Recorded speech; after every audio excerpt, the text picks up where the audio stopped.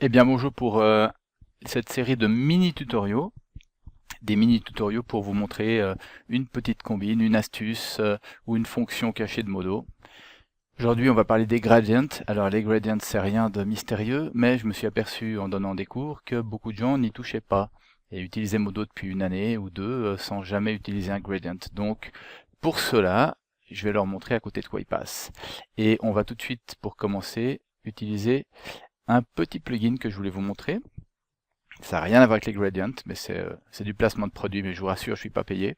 HDR Light Studio, nouveau plugin pour Modo. Je trouve ça vraiment extrêmement utile. Alors là, bon, ça va être très très simple, mais pour des pièces compliquées, si vous faites des rendus d'horlogerie ou du packaging, c'est vraiment extrêmement utile. J'ai aucune lumière dans ma scène, uniquement l'environnement comme éclairage avec la global illumination.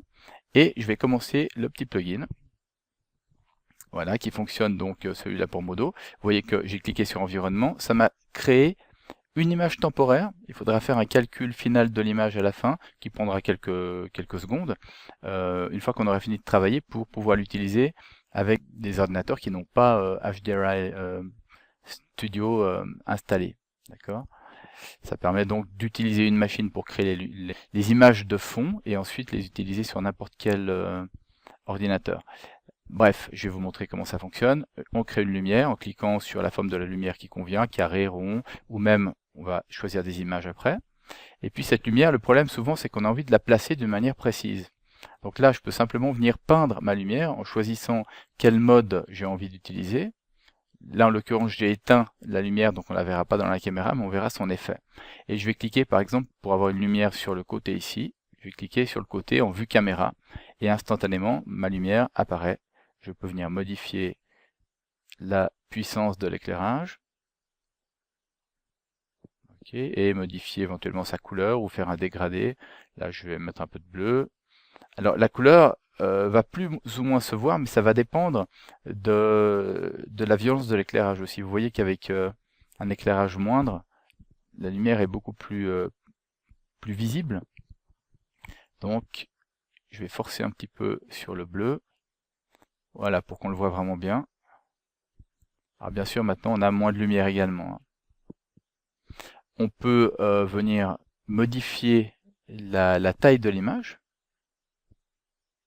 Vous voyez, là j'ai davantage d'éclairage, mon image est plus grande. Là on voit bien la teinte bleue. Et puis je peux aussi modifier sa largeur. Donc, maintenant j'ai une image qui est beaucoup plus importante.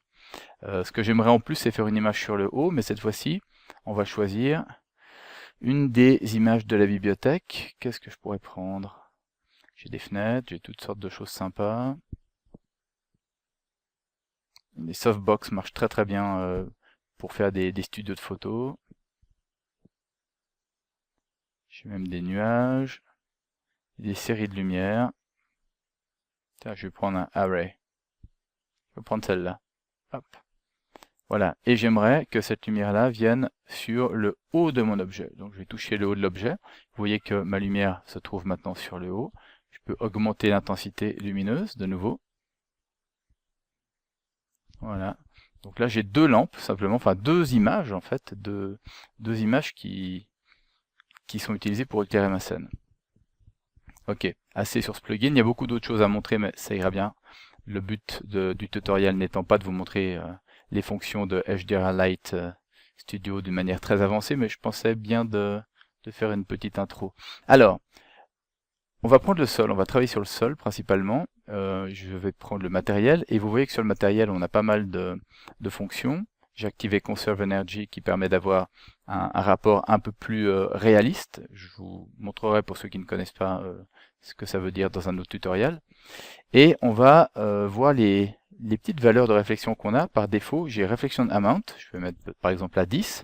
Ça veut dire que, je vais éteindre Blurry Reflection, j'ai des réflexions partout à 10%. Pas très réaliste.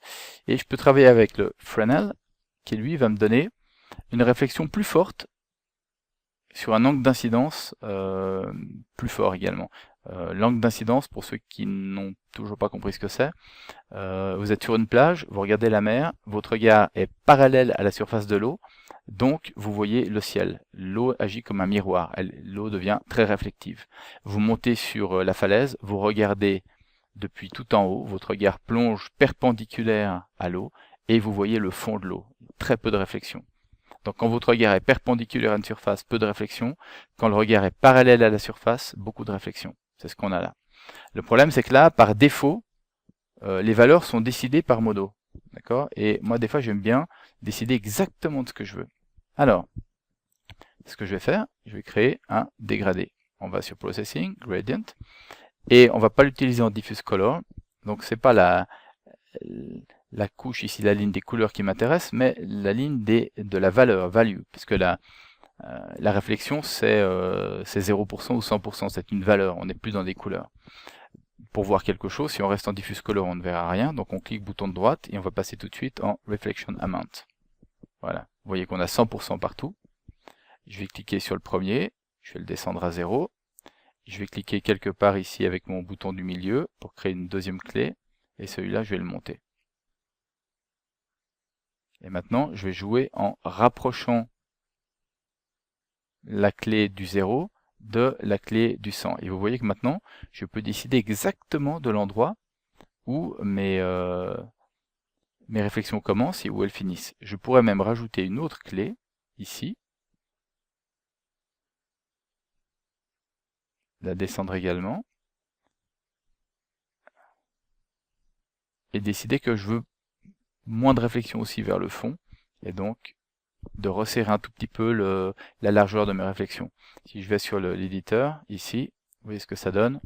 Donc, ici on est à 0, ici on est à 100, pas loin, et ici on est de nouveau à 0.